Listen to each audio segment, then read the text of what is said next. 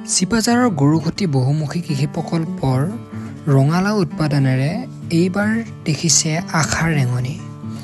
চিপাঝাৰৰ গৰুখুটি বহুমুখী কৃষি প্ৰকল্পৰ ৰঙালাও এইবেলি বহিৰাজ্যলৈ ৰপ্তানি কৰিছে। উৎফুল্লিত হৈ পৰিছে গৰুখুটি কৃষি প্ৰকল্পৰ বিষয়ববীয়াসকল আৰু লগতে কৃষি সৈনিকসকল। আশাৰ ৰেঙনি এইবাৰ গৰুখুটিত। এইবাৰ বহিৰাজ্যৰ বজাৰ দখল কৰিব চিপাঝাৰৰ গৰুখুটিৰ ৰঙালাওৱে।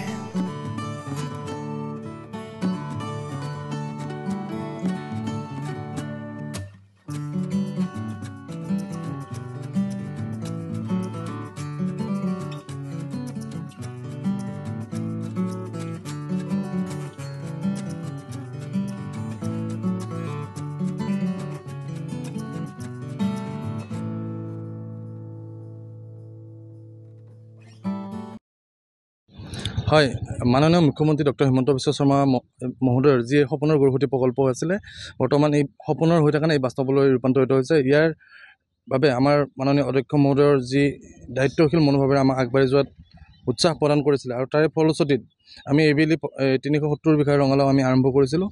তাৰে 240 বিঘা প্ৰায় ইতিমধ্যে বিক্ৰী হৈছে আৰু প্ৰথমখন গাড়ী আমাৰ ইতিমধ্যে কলিকতালৈ ৰাওনা হৈছে। আন 2খন গাড়ী আজি ৰাওনা হ'ব আৰু দেখিছে আপোনালোকে এইফালে আমাৰ ৰঙালাও ছিঙি থকা হৈছে। আমি নিশ্চয় আশাবাদী এই ক্ষেত্ৰত। আমাৰ ইয়াৰ পৰা বিক্ৰীটো আমি প্ৰতি বিঘা দৰত বিক্ৰী কৰিছোঁ, যিহেতু বিভিন্নটা কেম্প আছে। আমাৰ 6টা কেম্পত আছে। 6টা কেম্পৰ মাটি সকলোৱে আন খেতিৰ লগতে ৰঙালাও খেতিও কৰিছিলে আৰু তাতে ভাগ ভাগ কৰি যিবিলাক আমাৰ মাটিৰ প্লট আছে সেইবিলাকত আমি 22,000ৰ পৰা 24,000লৈকে বিঘা দৰত বিক্ৰী কৰিছোঁ। আমি 247 বিঘা ৰঙালাও বিক্ৰী কৰি প্ৰায় 47,12,000 টকা পাইছোঁ এতিয়ালৈকে। এইটো আপোনাৰ ESW 137 আছিলে ৰঙালাওটো। আৰু বাকী যিখিনি আমাৰ থাকি গ'ল প্ৰায় 123 বিঘামান আমাৰ এতিয়াও কৰি থোৱা আছে। সেইখিনি আমাৰ ইয়াৰে যিখিনি স্থানীয় ব্যৱসায়ী আছে বা আমাৰ বিভিন্ন অনুষ্ঠান প্ৰতিষ্ঠানৰ বিভিন্ন সময়ত ৰঙালাওৰ প্ৰয়োজনে আমি তেওঁলোকৰ বাবে সেইখিনি ৰাখি থৈছোঁ। বৰ্তমান আৰু 123 বিঘা আমাৰ ছিঙিব পৰা হৈ আছে, সেইখিনি আছে। তাৰ উপৰি নতুনকৈ আৰু আমি প্ৰায় 80 বিঘা ৰঙালাও আকৌ নতুনকৈ খেতি কৰিছোঁ এতিয়া আমি অত্যন্ত সুখী।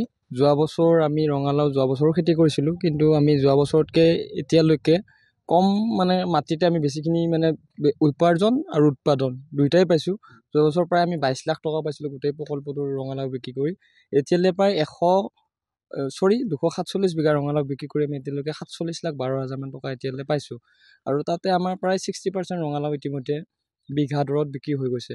আৰু যিখিনি বাকীখিনি আছে সেইখিনি আমাৰ স্থানীয় যিবিলাক সামাজিক অনুষ্ঠান, যেনিবা বিবাহেই হওক বা এনেকুৱাকৈ ধৰি যিখিনি আমাৰ লগতে ক্ষুদ্ৰ ব্যৱসায়ীখিনিৰ কাৰণে সেইখিনি ৰখা হৈছে।